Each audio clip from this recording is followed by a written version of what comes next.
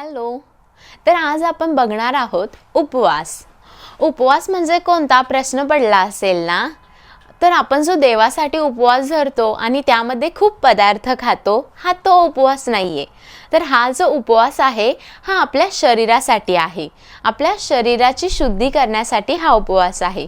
बघा, उपवासाचे अनेक प्रकार पडतात. याला आयुर्वेदिक पद्धतीमध्ये लंघन असं पण म्हणतात.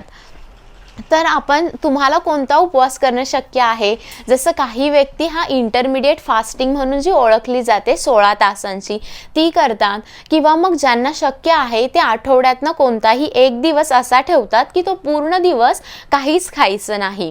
या पद्धतीने उपवास करू शकतात, किंवा मग फक्त पाणी पियायचं आहे. असे अनेक प्रकार आहेत. तर तुम्हाला कोणता उपवास योग्य आहे तो तुम्ही करण्याचा प्रयत्न करा. आणि जेव्हा पण तुम्ही उपवास करताय, तुम्हाला जर असं वाटतंय की तुम्हाला खाण्याची इच्छा होतीये किंवा मग तुम्हाला वीकनेस येतोय, तर तुम्ही नारळ पाणी घेऊ शकतात. जे पण लिक्विड फॉर्ममध्ये पदार्थ आहेत आपले, ज्यूसेस झालं की जे तुमची बॉडी डिटॉक्स करतील, असे ज्यूसेस तुम्ही तेव्हा घेऊ शकता त्या पिरियडमध्ये.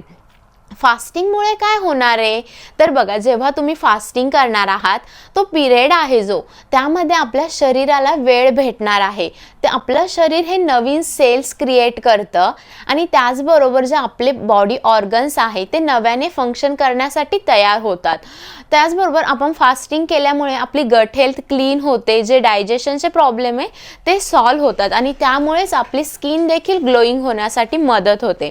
तर असे अनेक प्रकारचे फास्टिंगचे हे आपल्याला फायदे होतात. तर तुम्हाला कोणती शक्य आहे ती तुम्ही करा आणि कमेंटमध्ये करून सांगा कसं वाटलं.